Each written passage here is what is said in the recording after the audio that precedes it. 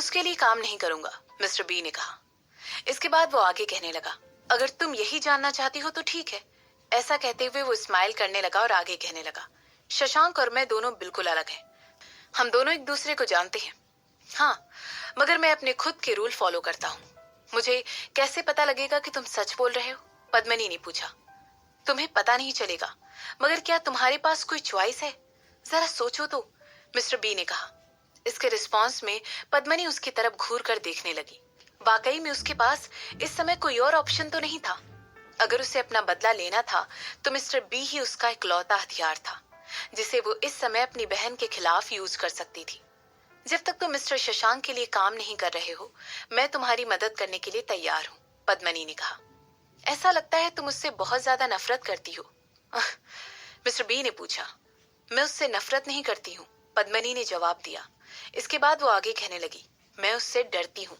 दोनों में एक डिफरेंस है। पद्मिनी एक बात कभी भी नहीं बोल सकती थी कि किस तरह शशांक की शैतानी स्माइल उसकी आंखों के सामने आ जाती थी जब भी वो उसके बारे में बात करता था।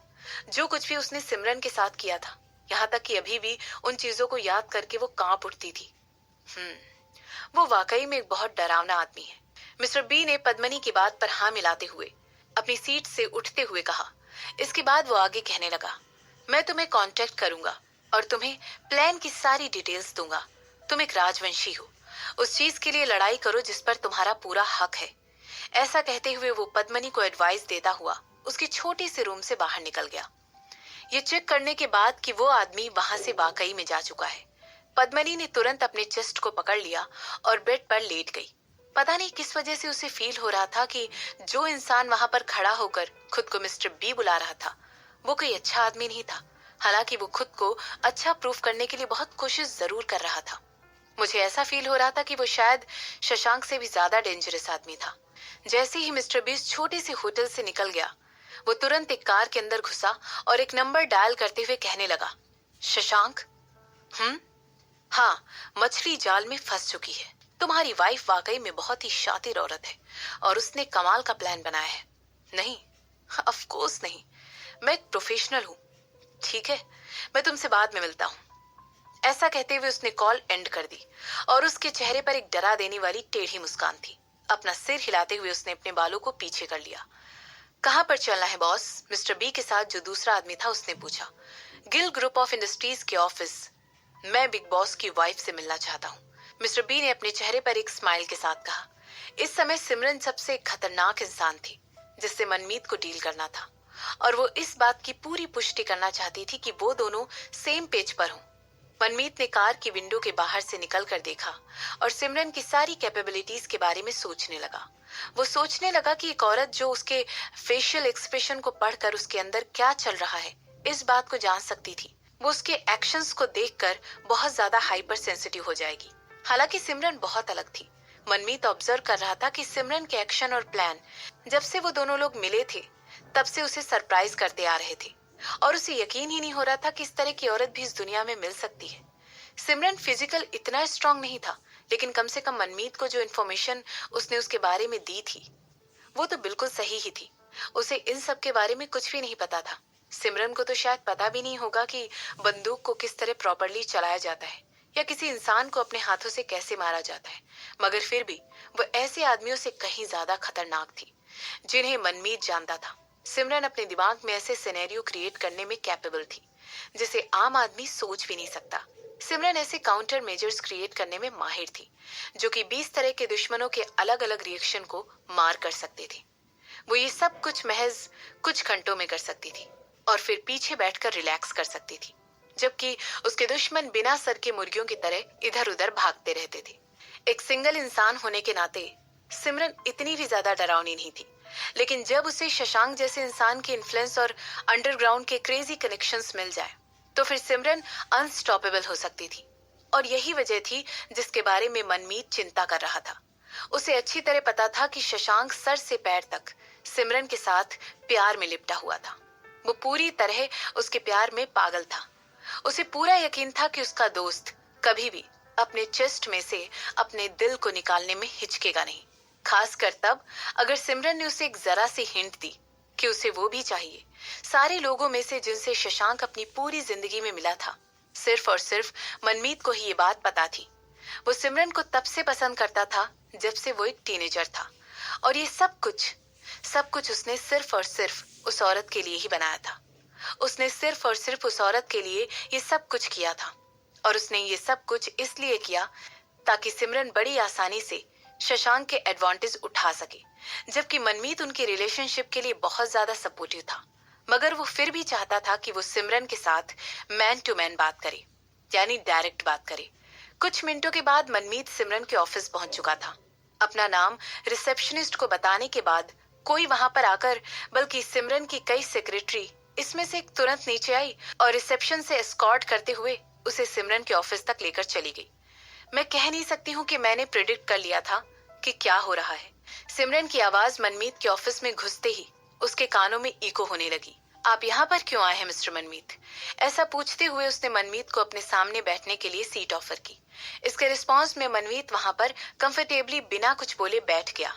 मनमीत को किया गया ये पावर प्ले सिमरन को अपने लैपटॉप से आंखें हटाने पर मजबूर कर रहा था। वो उस आदमी की तरफ घूर कर देख रही थी, जो कि सीरियसली उसकी तरफ घूर कर देख रहा था। तुमने जो कुछ भी पद्मनी के बारे में कहा था वो सब सच था, मनमीत ने सिमरन के सामने एडमिट करते हुए कहा। इसके बाद वो आगे कहने लगा, इस बात की एक वजह है कि वो जर्मनी में क्यों रहती है, और ऐसा इसलिए नहीं है क्योंकि वो शशांक से डरती है। ये बिल्कुल अलग मैटर है, कुछ ऐसा जो कि उसकी बहन से जुड़ा हुआ है। तुम्हारा मानना बिल्कुल सही था, रुक्मणी ने ही जरूर उसे किसी न किसी चीज से डराया है। और ऐसा पूछते हुए सिमरन ने अपनी एक आईब्रो उठाते हुए मनमीत की तरफ देखा और फिर आगे कहने लगी, ये वो वजह नहीं है जिसकी वजह से तुम यहाँ पर आए हो। ऐसा कहने के बाद सिमरन के लिप्स धीरे धीरे ऊपर की तरफ उठ गए। एक औरत जो इतनी कैपेबल हो कि इस लेवल की स्ट्रेटेजी प्लान कर सके, वो लाखों में एक होती है, मनमीत ने कहा। ऐसा कहते हुए उसका जबड़ा कसा हुआ था और उसकी गहरे भूरे रंग की आंखें सिमरन की हल्की भूरे रंग की आंखों में सीधे देख रही थी।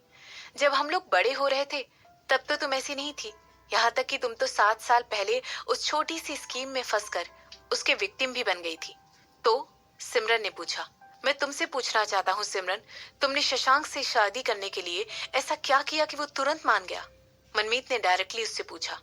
उसके इस सवाल को सुनकर सिमरन की आईब्रो एक बार फिर उठ गई थी। उसके सवाल के तुरंत बाद एक अनकंफर्टेबल साइलेंस उस पूरे रूम में आ गई थी और सिमरन मनमीत की तरफ घूर कर देख रही थी। उन दोनों की आंखें एक दूसरे की तरफ बहुत ही शार्प तरीके से देख रही थी और तभी मनमीत के चेहरे पर एक छोटी सी स्माइल आ गई और फिर सिमरन उससे कहने लगी, मैंने एक्सपेक्ट नहीं किया था कि तुम मुझसे ऐसा सवाल पूछोगे। सिमरन की आंखों में मनमीत के लिए एक मजाक साफ दिखाई दे रहा था। शशांक मनमीत जैसा दोस्त पाने के लिए बहुत लगी था। मैंने उससे शादी इसलिए की क्योंकि हमारी शादी हम दोनों को ही फायदा पहुंचाने वाली थी, और खासकर मुझे। ऐसा कहते हुए जब सिमरन ने देखा कि मनमीत की आंखों में और उसके चेहरे पर एक सरप्राइज वाला लुक है, तो वो आगे पूछने लगी, क्या तुम्हें तुम्हारे सवाल का जवाब मिल गया? तुम, मनमीत ने कहा, प्लीज जल्दी बताओ कि तुम यहाँ पर क्यों आए हो और मेरे सामने ये सब बकवास मत करो। सिमरन ने मनमीत को बीच में ही टोकते हुए कहा। शशांक उदयपुर का सबसे इन्फ्लुएंस रखने वाला आदमी है और यही वजह है कि मैंने उससे शादी करने के लिए हाँ कह दिया था। मैं तुमसे झूठ नहीं बोलूंगी और मैं यही कहना चाहती हूँ कि मुझे पहली नजर में उसे देखते ही प्यार हो गया था, या वो मुझसे बेइंतहा प्यार करता था। मैंने उससे इसलिए शादी की क्योंकि मुझे उसके अंदर एक अपॉर्चुनिटी दिखी और मैं एक बहुत ही लालची इंसान हूँ। ये सब सुनकर मनमीत सिमरन की तरफ घूर कर देखने लगा। इस समय उसकी आंखें बड़ी थी और उसका मुंह खुला का खुला रह गया था। सिमरन इतनी डायरेक्टली मनमीत से ये सब कुछ कैसे कह सकती थी? वेट कर रहा था कि सिमरन उसे ये कहेगी कि वो शशांक को एक चांस देना चाहती थी, क्योंकि वो ये प्रूफ करना चाहती थी कि वो उसे यूज नहीं कर रही है। एक नॉर्मल औरत इस तरह की चीजें ही तो कहती है, लेकिन ये औरत उसे स्पीचलेस बना रही थी।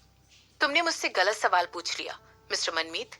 तुम्हें मुझसे ये नहीं पूछना चाहिए था कि मैंने उससे शादी क्यों की, बल्कि तुम्हें मुझसे ये पूछना चाहिए था कि आप उसके बारे में क्या सोचती हो। ऐसा कहते हुए सिमरन धीरे से स्माइल करने लगी और अपनी चेयर में पीछे की तरफ टेक लगाकर बैठ गई। हमारे इस जीवन में कोई रोड नहीं है, हम जैसे जैसे चलते जाते हैं अपने रास्ते बनाते चले जाते हैं। ऐसा कहते हुए सिमरन ने एक बार अपनी नजर मनमीत की तरफ डाली और उसके बाद अपनी नजरों को शशांक की दी हुई पेंटिंग की तरफ करके उसकी तरफ देखने लगी। मैंने हमेशा से ही इस बात पर विश्वास रखा है कि कोई और रास्ता नहीं है, बस एक ही रास्ता है जो हम खुद उस पर चल कर बनाते हैं मिस्टर मनमीत। और मैंने हमेशा इसी बात को ध्यान में रखते हुए अपने सारे प्लान्स बनाए हुए हैं। महीनों पहले शशांक के साथ मेरी हुई शादी सिर्फ और सिर्फ एक पार्टनरशिप थी, लेकिन अब बात कुछ और है। ऐसा कहते हुए सिमरन जानबूझकर चुप हो गई और मुड़कर मनमीत की तरफ एक बार फिर देखने लगी और फिर आगे कंटिन्यू करते हुए कहने लगी, अब मुझे विश्वास है कि हमारी शादी टीम वर्क और म्यूचुअल रिस्पेक्ट पर टिकी हुई है, जिसमें एक दूसरे के लिए एंडलेस प्यार है, एडमिशन है, ग्रेस है और बहुत सारा सेटिस्फैक्शन भी है।